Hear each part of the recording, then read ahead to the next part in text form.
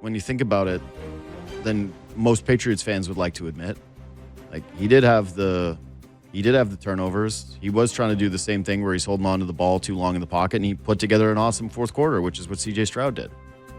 But by that point, you could tell the Steelers were just defeated. Like, how many times can you put the offense on the field and have 3 and outs where it's just a little check down pass and a guy gets drilled, an incomplete pass because Rodgers doesn't want to take the contact and he just whips it out of bounds, and then a third down sack. That was the form. It was all game long. They could not move the football. So the story becomes that Texans defense really might be the best unit left in the entire postseason. Like, that is unquestionably not on the or off the table. CJ Stroud, huge question mark. A guy that we all looked at as one of the next ones. A guy that gave Caleb Williams famously the advice after that football game, and Caleb Williams has soared past him in terms of league relevancy. So can they overcome that, and can CJ Stroud find his game, and how much do you trust him for a postseason run to beat some of these other teams on the road that don't have a quarterback who's 41 years old and looks like he's ready for retirement with limited weapons? But yeah, the Steelers, they become the bigger story here because you've had Mike Tomlin now for nearly 2 decades, and you haven't won a playoff game since 2016. You've lost 7 straight playoff games. And most Steelers fans, I believe, do not care about his 500 streak that he's put together as a coach. Clearly, there is a high floor with a Mike Tomlin team. You're not going to bottom out. But that has also hurt their plan at quarterback. They have not had a succession plan for Ben Roethlisberger. The entire time it's been Mason Rudolph's and Duck Hodges's, Justin Fields's, Russell Wilson's, and now a 41-year-old Aaron Rodgers who Tomlin's essentially begging to come back because they know there's nothing else there. And Rodgers, listen, if that's it for him, one hell of a career, one of the most talented quarterbacks that I've ever seen. Some of his stats are insane. One of my favorites is out of, like, you look at all the greatest quarterbacks, Aaron Rodgers has thrown 1 touchdown in his career to a guy that was a first-round pick. That's insane. He was unbelievable. Truly the scariest quarterback in the NFL for a long stretch, scarier than Tom Brady and scarier than Peyton Manning, and he overlapped with those guys. The things that he could do with his legs, the way that he could throw it on the run, all of those things, but he's just not the same guy. Like, he's not. He doesn't want to take contact, and why would he at his age? Like, it felt painful watching some of those Texans bowl over Steelers offensive linemen and hit him clean. Yeah, he's going to drop the football. Hard to criticize him. So he's probably moving on. But yeah, if I'm the Steelers, I don't know how many more years I can just do the same. I know that you have a cultural thing, but at this point, a decade without a playoff win is really tough pill to swallow. Quick break, and then Joe Cacharo. As with most things, the sequel was not as good as the original.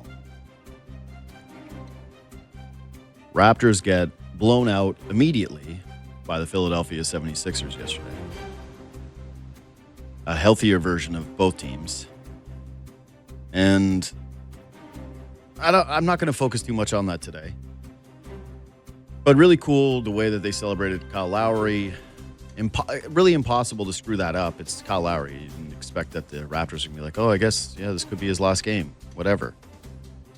I thought that the organization had a lot of great touches, but also it was very cool to see the fans get to celebrate him in that way. So if you're looking at a spin for positives from last night's game, it's that they picked a good moment to get blown out by a team and have it be meaningless, and allowing Kyle Lowry to have that. So,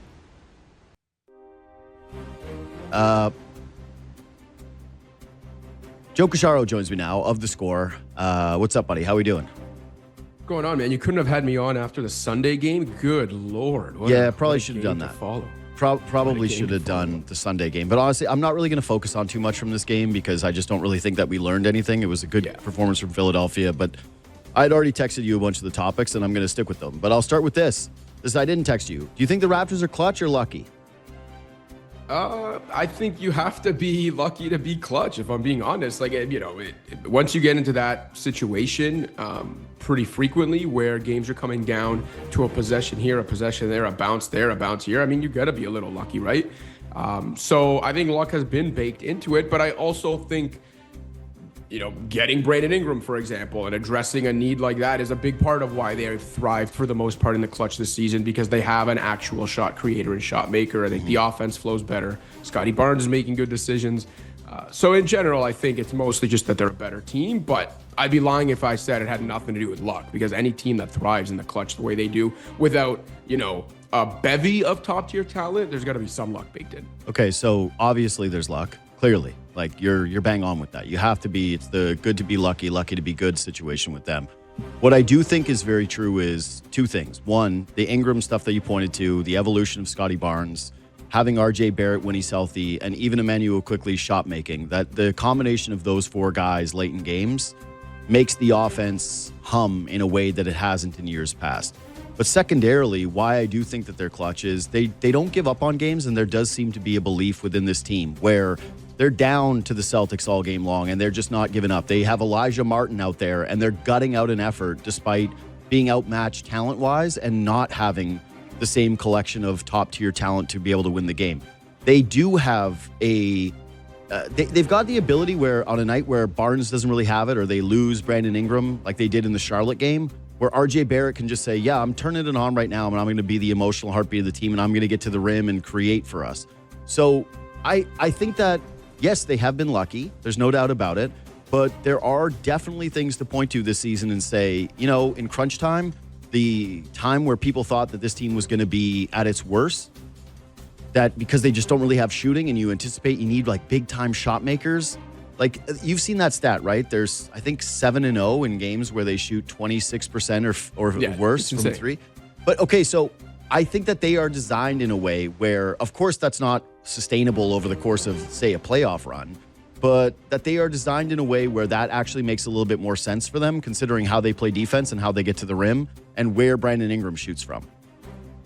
Yeah, and they are, to your point, a generally scrappy team too, right? And when you get into those situations where, like I said, that the margins are slim and it's possession by possession and bounce for bounce, there is an element of, and I don't want to be the guy who's just like one team wanted it more. Obviously, there's a lot more that goes into it. But when the margins are that thing, there is an element of like, are you going to be the grimy team that hits the deck when there's a loose ball? And I think the Raptors have some guys that are willing to do that. And to be honest, even to Brandon Ingram's credit, which I don't think a lot of people would talk about in his game prior to this year, he's been showing that too. I mean, there was a play, I don't know if you remember last night, I think it was in the first half or maybe the third quarter. I was going to say, if it was in the first half, I saw it. If it was in the second half, I did not. It might have been the second half. The Raptors were down like 30 already, and Brandon Ingram hit the deck to like try to retrieve a loose ball. It really has been contagious on this team.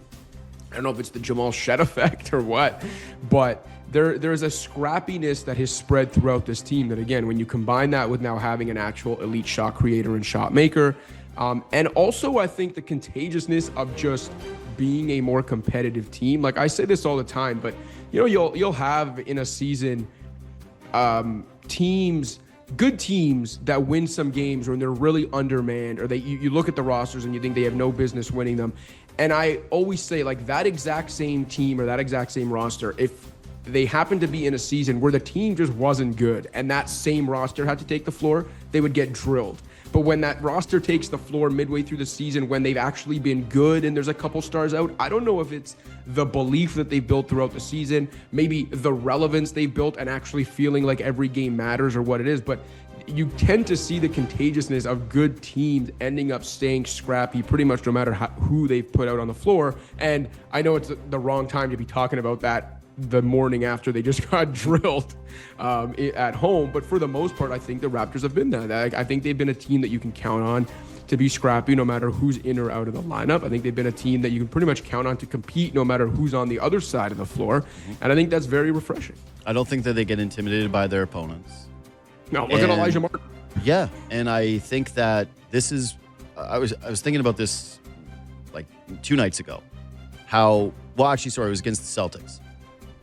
I think culture has always mattered in sports, and it's something that gets thrown around as a buzzword oftentimes, and we make these false equivalencies, or we try to staple things onto culture that are not real. I think teams use it as a buzzword at times to be dismissive of certain answers. But with this team, one thing that I believe has been a true success this year is that they are building a real culture of effort and consistency, which is you show up and you are going to be diving for loose balls. You are going to be playing defense or else you're going to be losing playing time. Like, for example, I've been frustrated with the way that they've used Grady Dick this season. Just like he's a first-round pick for you, and when you're giving Ochai Agbaji, who just like for long stretches has not really looked playable. Yeah, he has his flashes, but you're probably going to use him in a salary dump. He's not a long-term piece here. I'd rather you be giving those minutes to Grady Dick. You can't shoot the basketball particularly well. It'd be nice to have his spacing.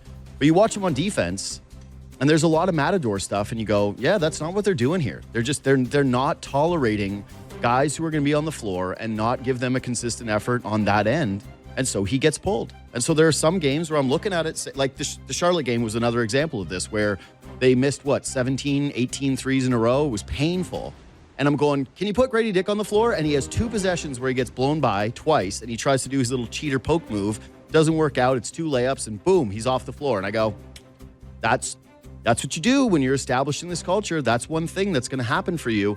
So I think that in the NBA now, not to say, again, it wasn't important before, but when you look at how many guys are resting, how teams treat the regular season, and as you enter more of the parity era where everybody's kind of flat and the standings have, to me, more significance because there aren't going to be as many runaway teams as there used to be in the past, where we know what the standings are going to look like by November 28th, that having a team that hustles consistently and can bring in depth guys who are going to give you that effort level and who are hungry for those minutes is going to benefit you when it comes to things like playoff seeding or avoiding play-in games, even if you are punching above your talent. Yeah, and also depth really matters when you want to play the way Darko Rajakovic wants his team to play, right? Where it's you're moving a lot on the offensive end off the ball, and the ball is moving and all that. But on the defensive end, you're pressuring the ball and you're rotating a lot. So, you need depth to play Darko's system. Depth is more important than ever, to your point, in the modern NBA. And then I like that you brought up Grady, because I think Grady's a good example of that, like you said, where, there is a culture here of being held accountable, and you don't just get minutes anymore because they're this rebuilding team that's more focused on the process than the results. The results matter now.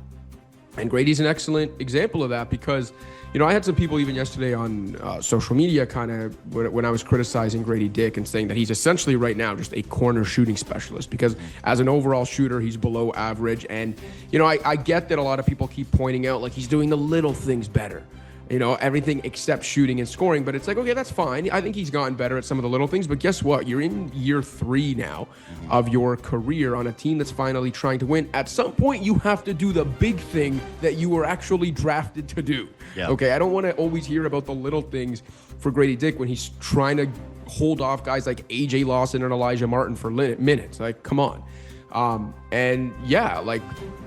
Grady Dick's first experience trying to earn minutes on an NBA team that's actually trying to win is not going well. He is not earning those minutes. And I think if we're being completely honest, if this was completely by merit and it had nothing to do with the stock a team has put in a player and expectations for a player, then I think Grady Dick would be out of the rotation already. Yeah, I will say in his defense, as a younger player, you're right, it's year 3. But having to adjust now to a roster that has multiple shot creators and takers to the depth in which they have now versus the ecosystem he was in last year, you give a bit of a grace period. Like I'm not as horned up to try to throw him in trades as some other people are. Like I think that there could be a situation where this year stinks. And next year, when they hopefully have what is a little bit more of a concrete roster with fewer questions about what the long-term future is, that he can still reclaim his spot and he can find his game a little bit more. Because you saw that last season when they were really leaning on him offensively and they were allowing him to not just catch and shoot, but to create off the dribble and score off the dribble, that his game flourished. So to me, there's a little bit of patience there. But yeah, I completely agree with what you're saying. Based on merit right now, it's hard for a guy like Darko to watch him play and say, sorry, why would I not be putting Elijah Martin out there if he's going to be hitting like a comparable amount of shots, but also giving me defense? So yeah, being an absolute dog. So that brings me to this, though. So Mark Stein he reported that this, quote, execs around the league believe the Raptors front office is facing win now pressure, end quote. Do you believe that they should be feeling that right now? I don't. And yeah, I'm not going to come out and say Mark Stein's wrong. Obviously, the guy's a very respected veteran reporter, and I'm sure he's got his sources that are giving him good information. But I don't believe the Raptors front office should be under win now pressure. Like, they went into just last season. That was only a year ago. That was supposed to be officially year one of a rebuild, and the first year that process is bigger, more important than results, even though we know it was actually year two, but whatever. And you had Darko just a few weeks ago saying he's constantly trying to remind the media that this is still part of a rebuild. Again, we don't have to believe it, but that's what they're saying. And at the end of the day, their franchise star is a 24-year-old who's only in year one of a 5-year contract that is looking better by the day because he didn't qualify for the higher max. So Scotty Barnes at 25% of the cap over the next 5 years with no options, all of a sudden looks like one of the better contracts in the league for young stars. He's in year one of that contract, okay? Colin Murray-Boyles, I have really high hopes for him. And I'm not saying he's going to be a superstar or maybe even a perennial all-star or anything like that. But what Colin Murray-Boyles can do on the defensive side of the basketball already as a, 20-year-old rookie, his IQ, his playmaking, some of the shooting he's kind of flashed. I don't know how sustainable that is, but still, just everything I've seen from Colin Murray-Boyles, I think he's going to be a very good player. He's a rookie. Again, your franchise guy is 24. They've got guys like Jamal Shed, other players around the roster where it's like, okay, even a guy like Shed, maybe he ends up just being a really good reserve for a long time, but that's still an important piece, and he's still so young.